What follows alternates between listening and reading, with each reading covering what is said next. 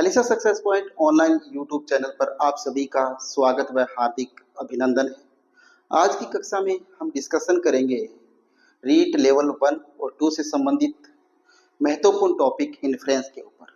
Detail से पढ़ेंगे व्याख्या के साथ और विद हिंदी अनुवाद। एक एक वर्ड का हम क्या पढ़ेंगे, हिंदी अर्थ भी पढ़ेंगे। और ये टॉपिक मैंने सुनने में आया है कि स्टूडेंट्स को ये बहुत ज़्यादा कठिन लगता है, लेकिन ये टॉपिक बहुत ज़्यादा आसान है।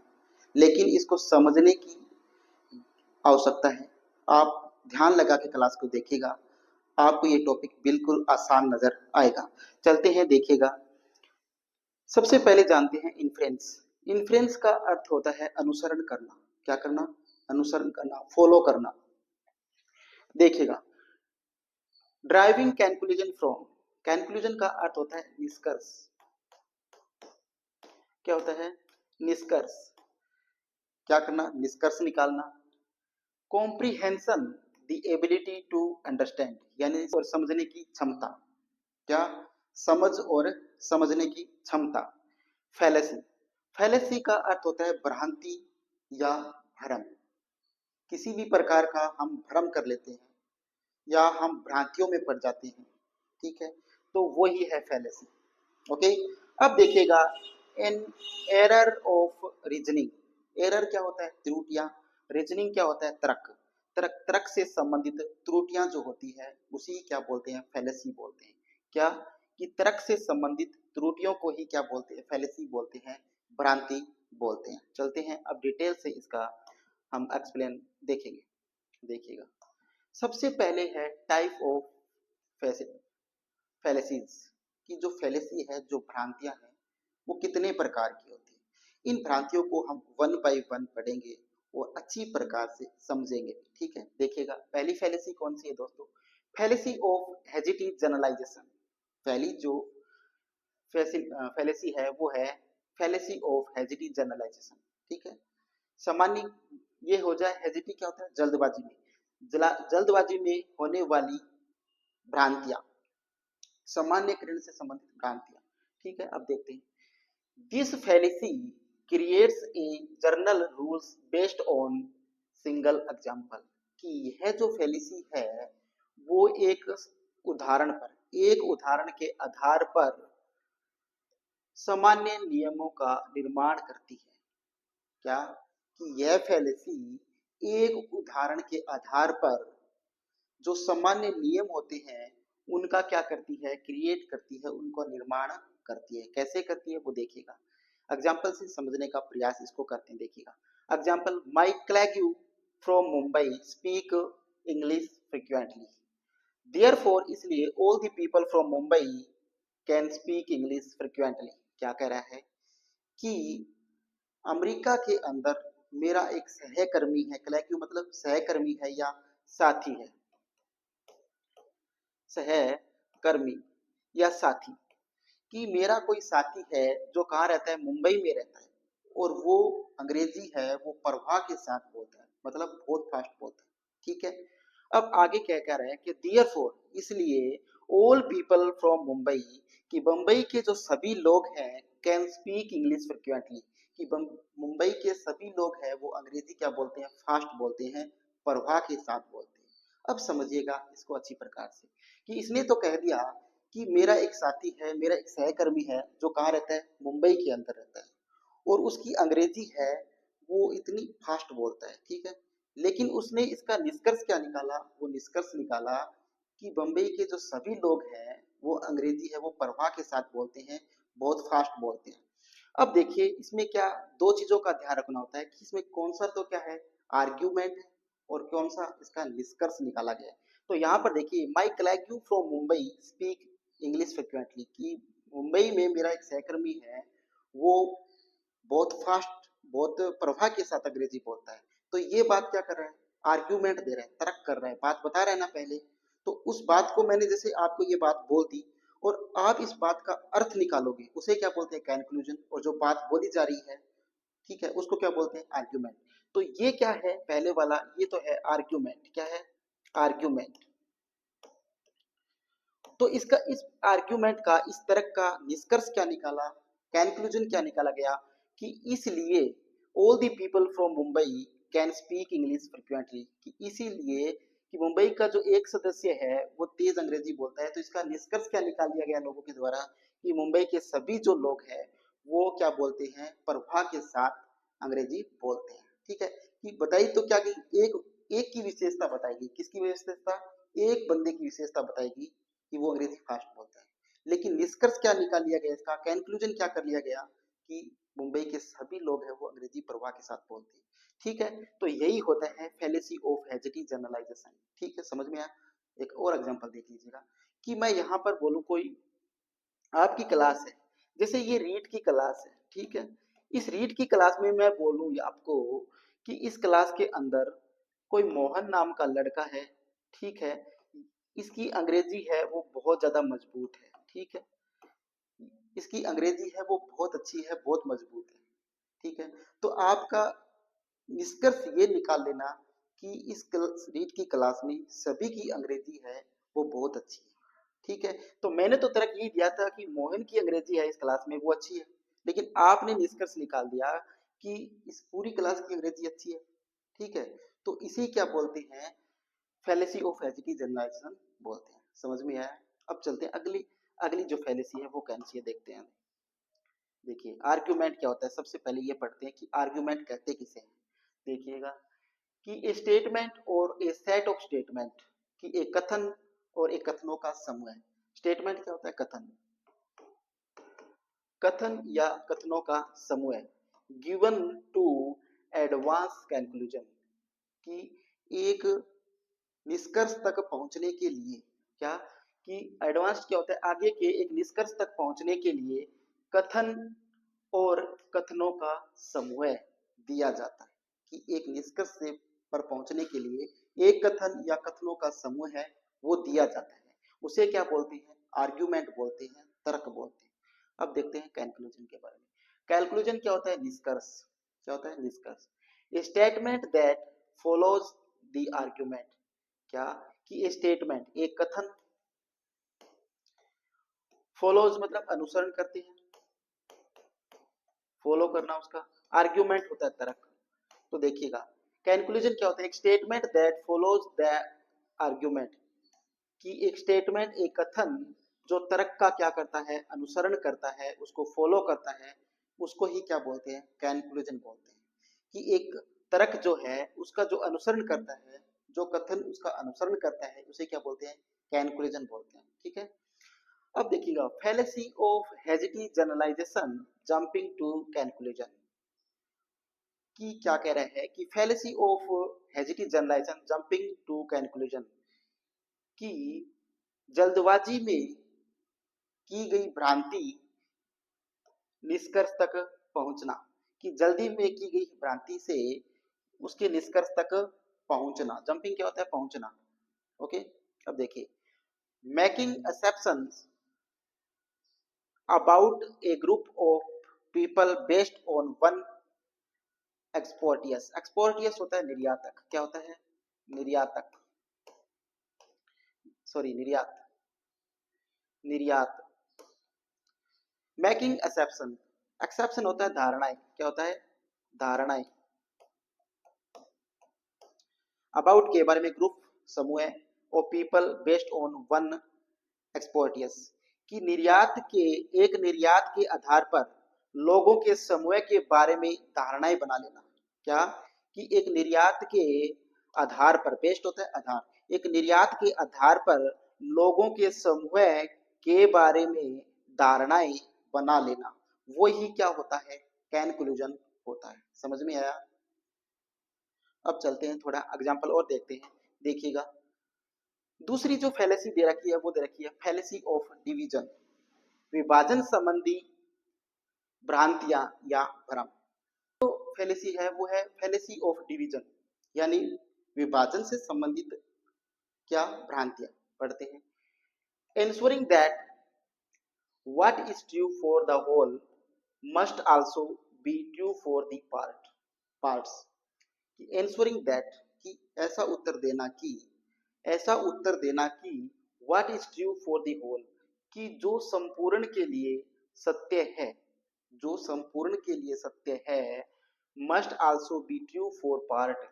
तो एक चीज के लिए जो सत्य है वो उसके भागों के लिए भी सत्य होना, ये सा उत्तर देना क्या कहलाता है, फैलेसी ऑफ डिवीजन कहलाता है। क्या कहलाता है कि एंसवरिंग दैट, कि इस प्रकार उत्तर देना कि what is true for the whole, कि जो चीज संपूर्ण के लिए सत्य है, must also be true for the part, वही चीज उसके भागों के लिए भी सत्य हो, वही क्या कहलाती है, फैलेसी ऑफ डिवीजन कहलाती है। समझते हैं, एग्जाम्पल से समझ में आएगा, क्या आएगा, एग्जाम्पल से समझ में आएगा। एग्जाम्पल को आप अच्छी प्रकार से समझने का प्रयास कीजिए और कंक्लूजन और आर्ग्यूमेंट को समझेंगे आप तो ये क्वेश्चन आसानी से कर पाएंगे।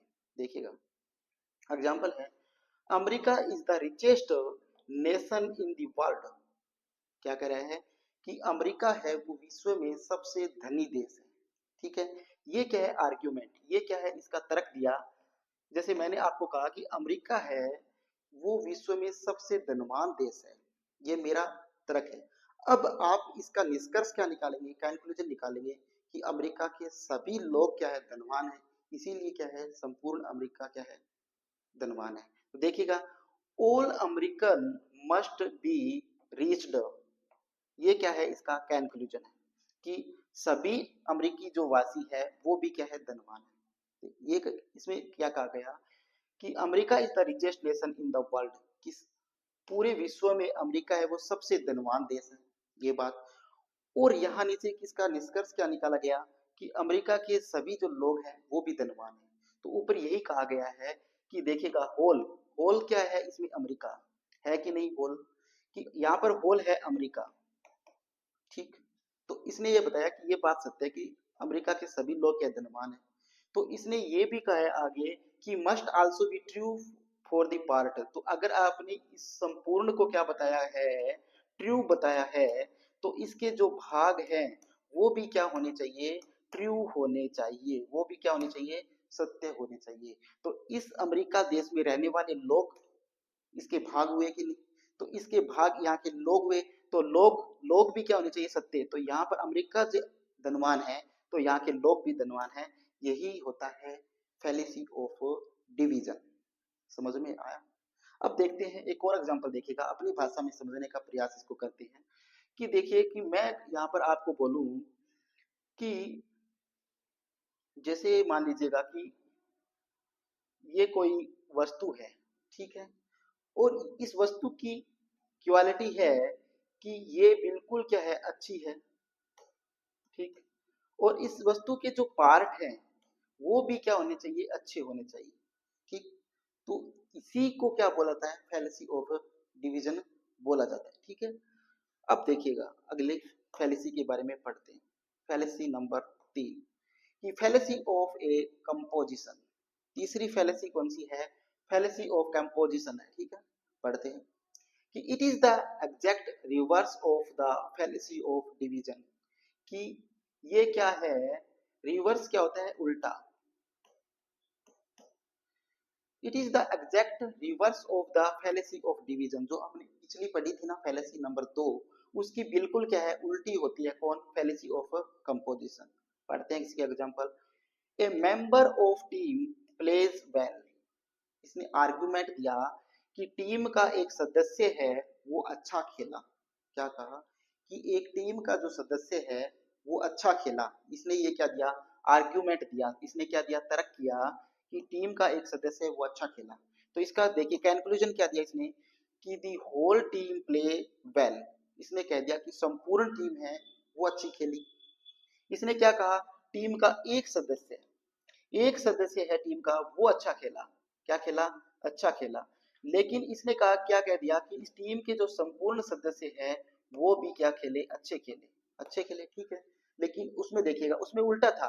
फैलेसी ऑफ डिवीजन में क्या था कि अमेरिका को बताया गया संपूर्ण चीज और उसके भाग को क्या बताया गया, सत्य बताया गया था। इसको पहले होल को बताया गया था और फिर किसको, पार्ट को। इसमें क्या है, पहले क्या बताया गया, पार्ट को बताया गया और फिर क्या बताया गया, होल को बताया गया। ठीक है, तो उल्टा है कि नहीं, तो यही है इसका फैलेसी ऑफ कंपोजिशन। ठीक है, समझ में आया, समझ में आया कि नहीं। कि देखिए फैलेसी ऑफ डिवीजन में क्या बताया गया था, होल चीज को पहले बताया गया था। अमेरिका था वो क्या है, होल, तो इसको पहले बता दिया गया। और बाद में इसके क्या बताए गए, इसके पार्ट बताए गए। इसके पार्ट्स क्या बताए गए, बाद में बताए गए नहीं। इसमें क्या बता रहा है, इसमें क्या बता रहा है, पहले क्या बताया गया, ए टीम के एक सदस्य को पहले बताया गया, एक पार्ट को पहले बताया गया, और फिर क्या बताया गया, होल को बताया गया, यानी संपूर्ण टीम को बताया गया। तो ये क्या है, बिल्कुल इसकी रिवर्स होती है। ठीक है, अब चलते हैं फैलेसी नंबर 4। देखिएगा क्या बताया गया, फैलेसी ऑफ इक्विवेकेशन। ठीक है, फैलेसी ऑफ इक्विवेकेशन, इक्विवेकेशन होता है समानता, क्या होता है, समानता। समानता से संबंधित क्या, भ्रांति या भ्रम पढ़ते हैं। This fallacy occurs when different meaning of word phrase are used in argument. कि दिस फैलेसी अकर्स, कि इस फैलेसी में ऐसा माना जाता है, फैलेसी अकर्स का अर्थ होता है मानना, कि इस फैलेसी के अंदर ऐसा माना जाता है कि तर्क के, एक शब्द या फ्रेज वाक्यांश, क्या होता है, वाक्यांश, कि शब्द या एक वाक्यांश के अलग अलग मीनिंग्स मतलब अर्थ, एक शब्द या वाक्यांश के अलग अलग अर्थ को तर्क के साथ जोड़ना। क्या, अलग अलग जो वाक्य और फ्रेज है उनके अर्थ को आर्ग्यूमेंट के साथ जोड़ना क्या कहलाता है, फैलेसी ऑफ इक्विवेकेशन कहलाता है। एग्जांपल से समझने का प्रयास करते हैं, देखिएगा example. Noisy children are real heads, two aspirin will make a heads go away. क्या कह रहा है, नोइजी चिल्ड्रन मतलब नोइजी क्या होता है, शोरगुल चिल्लाने वाले, आर रियल, रियल होता है वास्तविक, हेड्स होता है सिर दर्द, कि चिल्लाने वाले बच्चों से क्या होता है, वास्तव में ही क्या होता है, सर दर्द होने लगता है। ठीक है, आगे कह रहा है कि two aspirin will make a heads go away, कि 2 एस्प्रिन गोली ले लीजिएगा जिससे आपका सर दर्द है वो भाग जाएगा। ये क्या कह रहा है, आर्ग्यूमेंट दे रहा है, तर्क दे रहा है कि चिल्लाने वाले बच्चों से क्या हो जाता है, सर दर्द होने लग जाता है। जो बच्चे चिल्लाते हैं उनसे क्या होने लगता है, सर दर्द होने लगता है।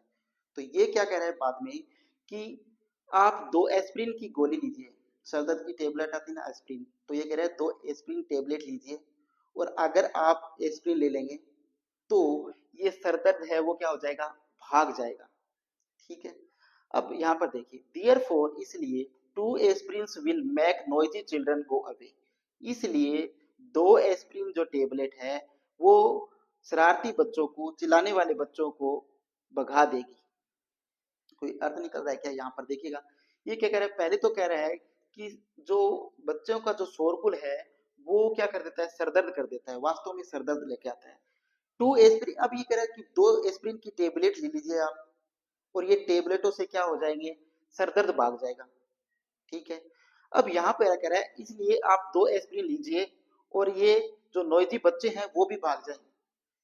तो सरदर्द तो बात जस रही है कि सरदर्द तो भाग जाएगा एस्प्रिन टेबलेट लेने से, लेकिन अब यहाँ पर नीचे इसका निष्कर्ष निकाल रहा है, इसने तो कहा कि टेबलेट किसकी लीजिए, 2 टेबलेट लीजिए सरदर्द भाग जाएगा, लेकिन इसका निष्कर्ष क्या निकाल लिया गया, इसका निष्कर्ष निकाल लिया गया कि जो शरारती बच्चे हैं वो भी साथ में भाग जाएंगे। तो ये इसका निष्कर्ष निकाल दिया गया, उल्टा निष्कर्ष निकाला, इसने कहा कुछ और इसका निष्कर्ष कुछ निकाल दिया। तो वो होता है फैलेसी ऑफ इक्विवेकेशन, का अर्थ होता है समान अर्थ निकाल देना, कि यहाँ पर जो अर्थ निकाला वही यहाँ पर कंक्लूजन में निष्कर्ष निकाल दिया। यही क्या होता है, फैलेसी ऑफ इक्विवेकेशन होता है। Fallacy number 5, the fallacy of false analogy. Fallacy of false analogy, analogy का अर्थ क्या होता है, उपमा, फॉल्स होता है मिथ्य, कि मिथ्य उपमा भ्रांति। ठीक है, मिथ्य उपमा भ्रांति या भ्रम। देखिएगा, अज्यूमिंग दैट, अज्यूमिंग होता है मान लेना।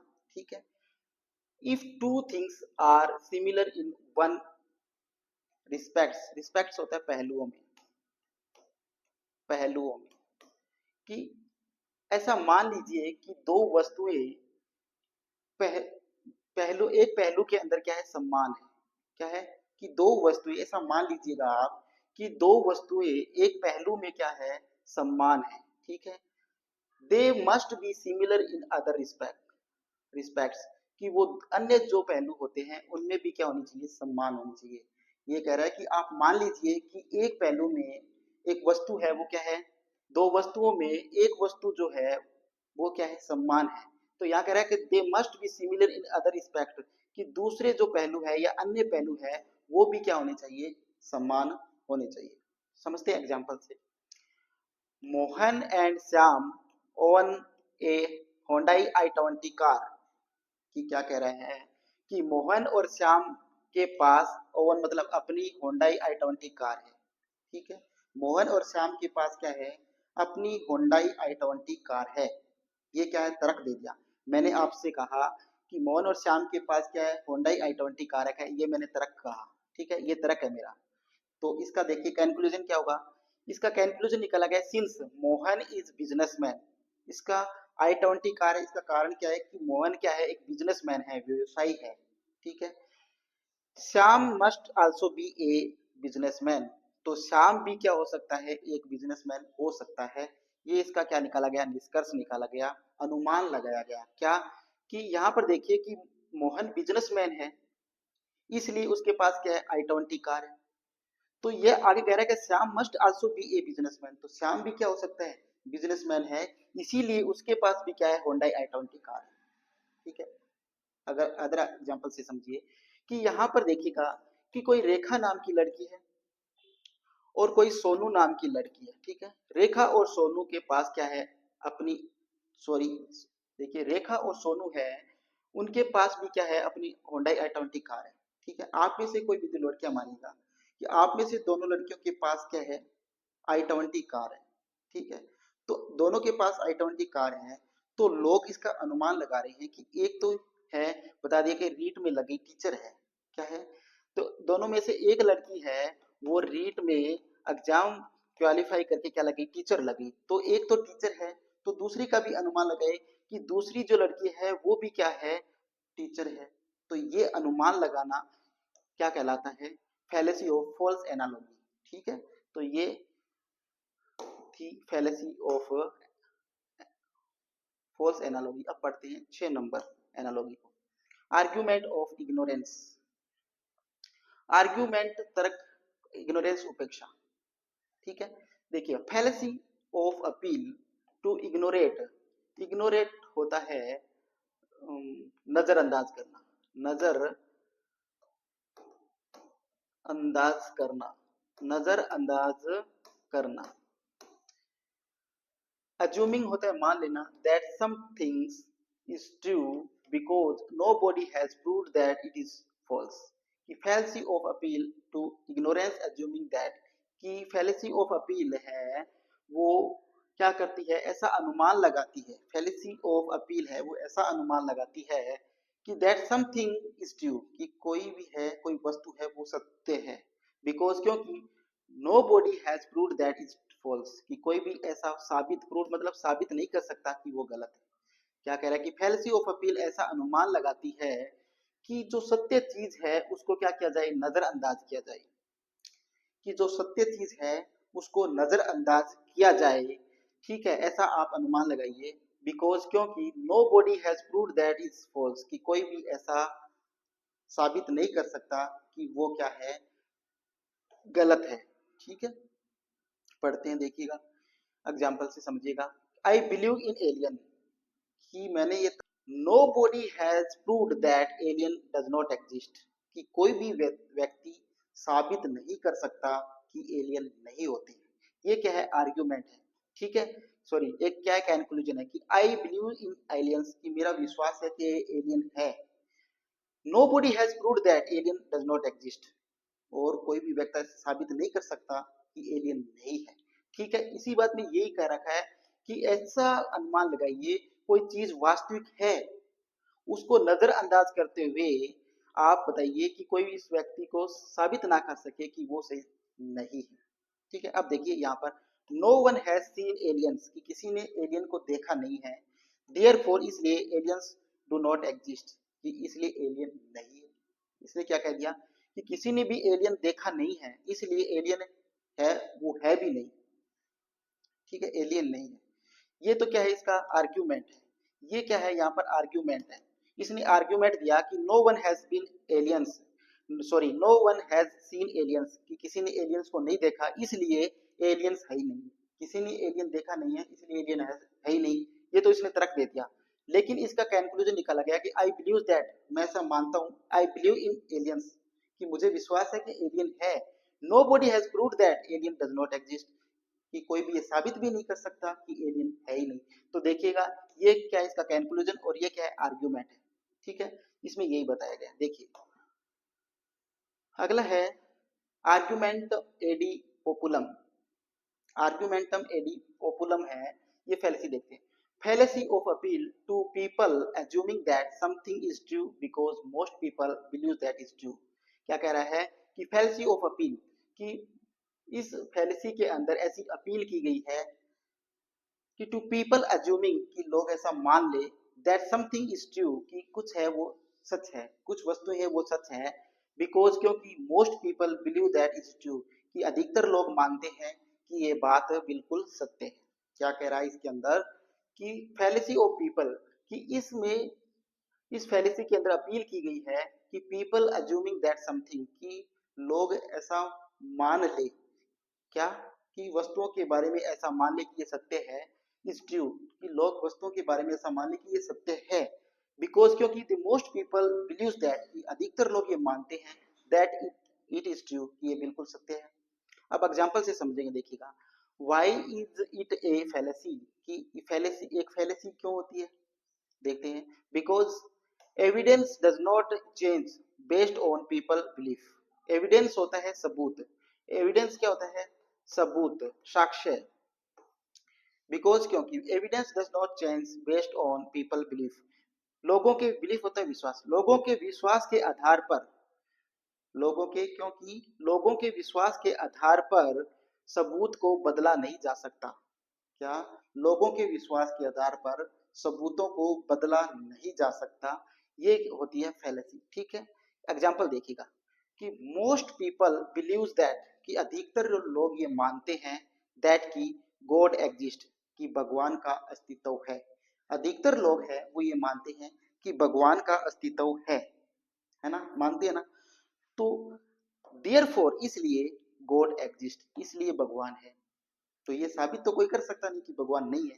ये कह रहा है कि मोस्ट पीपल, अधिकतर लोग ये मानते हैं, अधिकतर लोगों का ये विश्वास है कि भगवान है, इसीलिए भगवान है।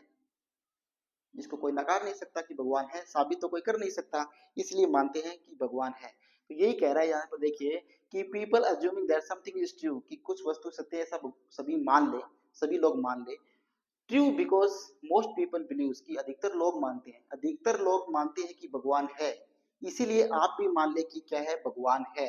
तो यही एग्जांपल में कहा गया है कि मोस्ट पीपल बिलीव्स, कि अधिकतर लोग ये मानते हैं, दैट गॉड एग्जिस्ट, कि भगवान का अस्तित्व है, यानी भगवान है। ठीक है, क्यों, कि देयरफॉर गॉड एग्जिस्ट, क्योंकि भगवान है। ठीक है, तो यही इसमें बताया गया है। चलते हैं अगली फैलेसी पे। देखिए argumentum ad misericordiam fallacy of appeal to pity. Pity होती है दया करना। ठीक है, देखिए the person making the argument uses pity to distract someone from the truth, कि the person making the argument, कि जो लोग तर्क बनाते हैं या जो लोग तर्क करते हैं, ठीक है, समवन फ्रॉम ट्रूथ, डिस्ट्रैक्ट, कि वो उनको सत्य से भटकाने का क्या करते हैं, प्रयास करते हैं, या सत्य से अलग ले जाने का प्रयास करते हैं। क्यों, किसका प्रयोग करके, यूज ऑफ पीटी, दया का उपयोग करके वो उनके सत्य से उनको भटकाने का क्या करते हैं, प्रयास करते हैं। कि the person making the argument, की जो लोग तर्क बनाते हैं, तर्क का निर्माण करते हैं, वो लोग क्या करते हैं, समवन, किसी सत्य पर चलने वाले लोगों को क्या करता है, डिस्ट्रैक्ट करता है, भटकाता है। किसका प्रयोग करके, दया का, दया भावना का उपयोग करके वो उसको सत्य से भटकाने का क्या करता है, प्रयास करता है। एग्जाम्पल से समझते हैं, देखिएगा एग्जाम्पल है, if he sent to jail, यदि वह जेल चला गया, हिज चिल्ड्रन विल सफर, तो उसके बच्चे हैं वो क्या हो जाएंगे, दुखी हो जाएंगे। There is no one to look after them, कि उसके जेल जाने के बाद उनकी देखभाल करने वाला कोई नहीं है। क्या कह रहा है कि if he sent to jail, यदि आप उसे जेल भेज दोगे, his children will suffer, suffer होता है दुखी हो जाना, तो उसके बच्चे हैं वो दुखी हो जाएंगे, परेशान हो जाएंगे। There is no one to look after them, कि उसके जेल जाने के बाद उनकी देखभाल करने वाला कोई नहीं है। तो यहाँ पर यही बात कही गई है, देखो कि उसने दया लगाई है यहाँ पर कि अगर आप उसको जेल भेज दोगे तो उसके बच्चे क्या हो जाएंगे, दुखी हो जाएंगे। क्या हो जाएंगे, उसके बच्चे दुखी हो जाएंगे, इसलिए कि उसके जेल जाने के बाद उनके बच्चों की देखभाल करने वाला कोई नहीं है। तो ये दया की भावना है कि इसको जेल मत भेजिएगा।